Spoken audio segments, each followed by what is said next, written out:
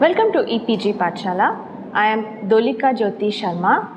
I am working as an assistant professor in English at Guwahati University. The present module is on the Imam and the Indian by Amitav Ghosh, and which is included in this paper on Indian writing in English.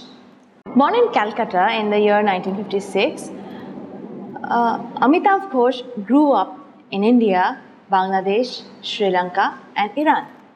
He did his schooling from the Doon School, graduating from Delhi's St. Stephen's College and later joining St. Edmund Hall, Oxford for higher studies and receiving a PhD in social anthropology. Earlier, he had worked as a reporter and editor of a daily. Amitav Ghosh taught in Delhi University, Columbia University, and the American University in Cairo, as well as in many other institutions as visiting faculty. Presently residing in New York City, Ghosh is now dedicating his time mostly to writing. Ghosh was shortlisted for the Booker Prize with his fictional work, The Sea of Poppies, and was conferred with the Sahitya Akademi Award for The Shadow Lines, published in 1988, and the prestigious Padma Bhushan in the year 2007 by the Government of India. The Indian-born writer has been contributing a lot towards contemporary Indian writing in English. In the literary world, Ghosh is known for his journalism, travel writing, and fiction. To talk about Ghosh's novels, they all vary in their subject and treatment. His versatility is manifested both in his fiction and non-fiction. It is seen that he seeks a neutral place on this earth, beyond any demarcation of borders through his writing. The best-known novels of Ghosh are The Shadow Lines, published in 1988, In an Antique Land, published in 1992, The Calcutta Chromosome in 1996, and The Glass Palace in 2000. Ghosh employs the complex narratives in his fiction as a strategic measure to explore the question of identity. At the same time, being a scholar with anthropological training, his novels exhibit his keen observation of the characters, settings, and histories from a close proximity. For Ghosh, the novel is a hybrid genre, unquote, as it cannot be straitjacketed in a single pattern. An example of this is In an Antique Land, which is both travel writing and a novel. So, Ghosh, in any of his novels, seeks to create of the novel a very open-ended genre, a novel which traverses the borders of itself as a form. Ghosh's readers are given full freedom to interpret his characters as well as the happenings and expression of his novels. The motive behind the varying issues that are dealt with in his novels seem to have emerged from his realization of the, quote, dubious nature of the borders, unquote, between people, nations, and genres. It is so that we find him, on one hand, examining ideas of reasons and the association of science and technology with those in, say, for example, The Circle of Reason in 1986, and on the other hand, his postmodern concern with the displacement of white supremacy, giving non-whites central position in his Ibis trilogy. The issue of migration in the post-colonial era, another attribute of postmodernism, constitute the theme of The Hungry Tide, which was published in 2004. In a similar vein, In an Antique Land is also carried on with the same basic foundation of not being fitted into any particular framework. As I've already said, In an Antique Land is both fiction and travel writing and autobiography. Its narrative is divided into two parts. One dealing with his travel experiences in the Nile Delta, and the other, the reconstruction of the lives of a Jewish trader, Abraham ben Yedu, and his slaves Ashu and Bomma in the 11th century. In this work too, Ghosh merges narrative, travel, autobiographical pieces, and history. The Imam and the Indian, like in an antique land, cannot be defined generically. It is one of his non-fictional works, a miscellaneous collection of journalistic and scholarly articles and lectures published in the year 2002. The book is named after the first article included in it. In the preface itself, Ghosh declares that the pieces are heterogeneous by nature and they cannot be put under the same label. As in the introduction, he argues, quote, in the circuitry of the imagination, connections are of better importance than disjunction, unquote. He further remarks that the pieces are written in between his other works, except for the initial 5 narratives which were written in his utterly attentive phase.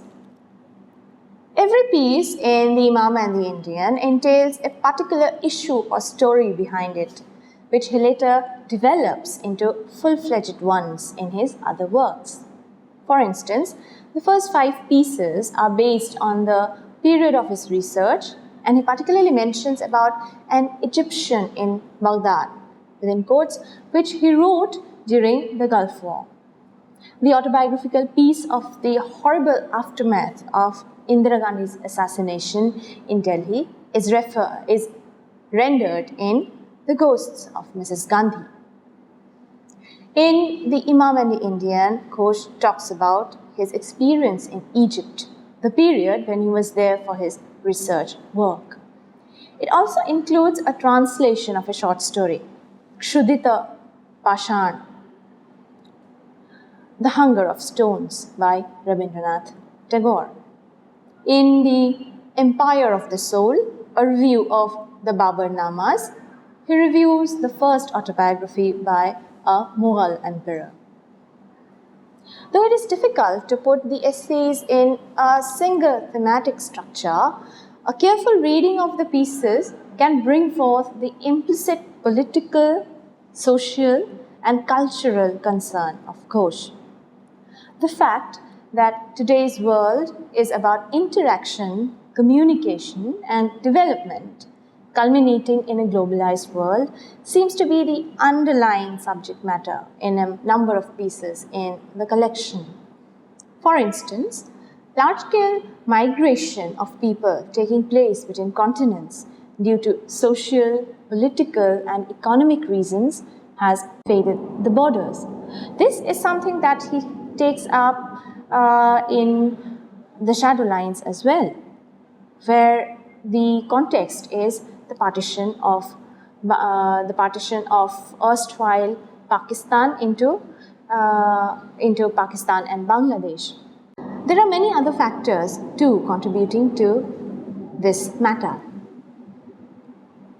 Globalization has also given rise to a uniform world order, as people belonging to different continents are living together. As in the piece The Ghat of the Only World, Agha Shahid Ali in Brooklyn, Ghosh traces the life of Agha Shahid Ali. The Kashmiri American poet Agha Shahid Ali was born in Delhi and was brought up in Kashmir. In the year 1975, he migrated to Pennsylvania. One of the dominant themes of Ali's poetry is the meeting of cultures. For example, Agha Shahid Ali uses ghazals. He wrote English ghazals. And for him, the ghazal is one of the reminders of such travel and such meeting of cultures and the disappearance of borders, in the sense that the ghazal has traveled from Persia in the past to India and has traveled in the 1960s to America, where poets like Adrian Rich wrote ghazals in English. So Ghosh, talking about, quote, voyage between two continents, unquote, in the building of Shahid, reflects on the microcosmic view of the transcontinental milieu in which Ali was living. The overwhelming fragrance of Kashmiri food invades the dour grey interior of the elevator. Shahid's apartment would always be filled with vibrant sounds of Indian music and conversation in the building in which people of different cultures and backgrounds lived.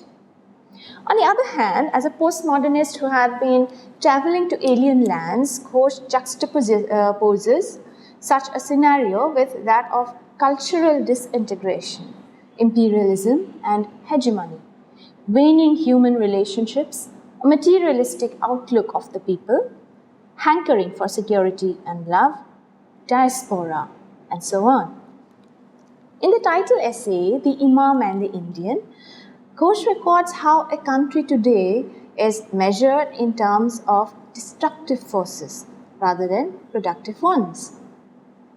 As the Imam says, quote, "We have guns and tanks and bombs, and they're better than anything you have. We are way ahead of you," unquote. Ghosh realizes that the superiority of the West has become an acceptable fact among all, no matter either it be an Indian or an Egyptian or anyone else. Their preoccupation with Western hegemony is a reality of the present times, the truth that Ghosh aptly grasps. For example, in An Antique Land, Ghosh describes how the Egyptians, they come to know about India through American television. So their idea of India is formed by America, by Western media, rather than any first-hand knowledge of India. Similarly, here again we find this intervention of the West. This preoccupation with Western hegemony as a reality of the present and Ghosh's opinions on it seem to be reflected in how the Imam is represented in the book. The Imam's refusal to acquaint Ghosh of his traditional healing process is perhaps for the reason that old customs are not trusted anymore. The customs and traditions which constitute the identity of an individual, community, and a nation have now become obsolete. As an anthropologist, Ghosh's visit to Egypt is in search of a genuine and settled culture bewilders him when he finds the restlessness prevailing there, as the villagers seem to be the, quote, airline passengers in a transit lounge, unquote. So much has Western media seeped into their cultures that they are losing touch with their own culture. The Egyptian in Baghdad tells the tragic story of a migrant Nabil who moves to Iraq in order to earn money to give his family a comfortable life. Unfortunately, he never returns to live in the Pakka house that was being built with his money. Nabil goes missing without any whereabouts. No one knows where he has ended up. The awful situation of the Egyptian migrants in Iraq, as they live there in high risk of being killed any moment by the Iraqis, has been illustrated in this piece. As the piece is written shortly after the Gulf War, the Iraqis acted wild and blamed the Egyptians to have taken advantage of their situation of being indulged in the war. They were accused of taking their jobs and money, and so in their wildness would kill the Egyptians, snatching their papers so that no records remain. They were very hostile to the Egyptians. On a lighter note, another aspect of Egyptian life is portrayed in the interesting piece called The Relations of Envy in an Egyptian Village. In an otherwise peaceful atmosphere of a rural Egyptian life, not much affected by the outside forces, having their own principles of living, there is the practice of witchcraft that still prevails. The solidarity between the people in the village, as they say, "We are one," is amply replicated through their sharing of, quote, the same dialect and the same cultural ethos, which distinguish them from the people of the cities, unquote. The close-knit community of the village are dependent on each other in spite of the relation of envy, which, according to Ghosh, is itself a relation between the rich and the poor. The upshot of migration is again depicted in a very poignant manner in the piece The Tibetan Dinner. While at a dinner organized for a Tibetan cause at a restaurant at Manhattan, Ghosh comes across a Tibetan Buddhist monk. The monk and the momos served at the restaurant takes him back to his college days in Delhi, when he and his friends used to frequent the shacks of the Tibetan refugees, where they served their local delicacies like momo, noodles, and rice beer known as chang. Migration has been a driving force of the last century, and the fact is that whether it is forced or self-willed, the sense of displacement and nostalgia permeates the minds of those who are away from their homeland. Ghosh's acquaintance with Agha Shahid Ali and his poetry made him realize that the poet could not be away from Kashmir ever. In fact, Agha Shahid Ali used to term himself as a Triple Exile in reference to his own status as an exile, as a diaspora. Shahid lived in Kashmir through his poetry, though being away from the place. His poems are filled with images from Kashmir, filled with the anguish that the crisis in Kashmir has brought into the everyday lives of the people. Shahid had experienced rejection and disappointment as well as unhappiness for being a Kashmiri Muslim during his Delhi University days. So he was happy to be in a place where people were together for the good things in life. As a diasporic writer, Ghosh thus puts forward in the cross-cultural perspective such an idea of space for which a person has to move to another country in search of that security and love which he is unable to receive in his own. In The Ghost of Mrs. Gandhi, when Ghosh recounts his first-hand experience of the after effects of Indira Gandhi's murder in Delhi, the idea of space is called upon again. The dreadful face of violence that Ghosh witnessed being inflicted upon the Sikhs raises the pertinent question that in a country where people of various ethnicities, culture, religion live together, can anyone become so brutal to their own people? The plight of the Sikhs, being so much insecure, could only be felt by the ordinary people, referring to the ones who did not belong to any group or political life. Ghosh also expresses the dilemma of being a writer who was supposed to be reproducing such a situation of terror, or would be writing about the ones who took risk to help the victims. Though there have been other anomalies too behind such a ruthless act of violence, the Sikhs who had been living in Delhi for a long time could feel the sense of alienation triggered by an incident which they might not even approve of or had not even been aware of.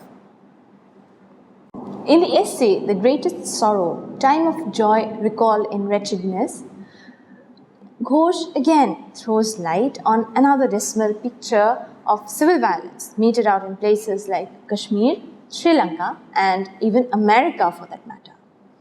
The fact that Ghosh does not conform to the postmodern condition where people and culture cannot be defined with their distinct identities is also evident in the essay Petrofiction, The Oil Encounter, and the novel. The identities are lost somewhere in the name of a global culture and technology. At one hand, the system, which Ghosh regards as the vicious one, has brought slavery into practice, whereas a particular segment is getting rich day by day. This is what is happening in the present scenario. Ghosh's digging of history in The Slave of MSH6 through archival material to tell the story of the slave Bomma is read as a resistance to such Western hegemony. This was in fact part of Ghosh's PhD thesis at Oxford. Here, Ghosh seems to have affirmed the emergence of world literature as also in the piece, The Human Comedy in Cairo. He talks about then, in that essay, about the recognition of Arabic literature with the winning of the Nobel Prize by the writer Naguib Mahfouz in the year 1989. In March of the Novel Through History as well, Ghosh accepts the novel as an international genre, which does not restrict to any boundaries, irrespective of variation in language and culture. At the same time, in the diaspora in Indian culture, Ghosh regards the repressive action of the government of India with regard to the banning of an area of darkness by V.S. Naipaul and the Satanic verses by Salman Rushdie as something not to be approved of. The colonial mentality of belittling ideas and responses is thus revealed through this essay, as he thinks that it is always through the mediation of London that the relation between modern India and its diasporic population is sustained. The assortment of pieces in this work of Ghosh takes the readers to different territories together. The time frame of the essays varies too, which seems to be the critical tactic he employs to connect his work to a larger perspective. His range in dealing with different subjects is evident as he moves from serious topics to the lighter ones. As in Four Corners, he mentions the point in America in which 4 American states meet, those being New Mexico, Arizona, Colorado, and Utah. He further mentions that it is a favorite haunt for the ones who are interested in road trips. The recreational vehicles, or RVs, he notices, are named after Native American tribes. The essay also bears testimony to the fact that all borders are subjective, as it is found that tourists, though they throng to this place attracted by its beauty and also to view, quote, the magic of the spectacle of 2 straight lines intersecting, unquote, the division is hardly noticeable. In another essay, Categories of Labor and the Orientation of the Fellah Economy, Ghosh's focus is directed toward the social relation within the fellahin community which form their process of labor. The Global Reservation, Notes Towards an Ethnography of International Peacekeeping, is an anthropological study on the Sylheti UN peacekeeper who had been assigned with the task of digging out the Khmer Rouge members in Cambodia, becoming accustomed to the cruelty around them. Ghosh thus bestows responsibilities over the good things as to convey in Shahid's words, to remove all sorts of ignorance from the minds of the people. So we can conclude from a reading of the Imam and the Indian that Ghosh contests certain grand narratives of nation, national identity, borders, political borders between nations, which is very much a part of post-colonial and postmodernist interventions into these areas. The Imam and the Indian also displaces, in its own way, the Western hegemony that otherwise inscribes every walk of life, not only the political and economic, but the everyday life as well. For example, in an antique land, Ghosh speaks of an Egyptian lady, a fairly old lady, who asks Ghosh about the practice of his community, the Hindus, burning their dead, and she is appalled at the images that she has come across from Western media. So Ghosh, by looking at the everydayness of these of such interventions, is actually questioning questioning the what would, for want of any different and want of any better name, would be almost a new colonial in nature, the new colonial presence of America and the West in the everyday life of previously colonized nations. So in the Imam and the Indian, we find autobiographical, anecdotal narratives juxtaposed with critical discussions, reflective discussions on the question of politics, writing, nationhood, the West, on all these terms. So the Imam and the Indian becomes a compendium that, as has been pointed out, transcends the borders of its genre. It's not merely non-fictional. It brings in elements of fiction, autobiography, anecdotes, everything together, and therefore can be said to be truly postmodernist in nature, as Ghosh's other writings, other works are. Amitav Ghosh also, however, unlike Salman Rushdie, who uses magical realism, who uses more overt postmodernist techniques in the use of language, however, writes in a relatively simpler, direct prose style, which, however, is not to be taken very simplistically.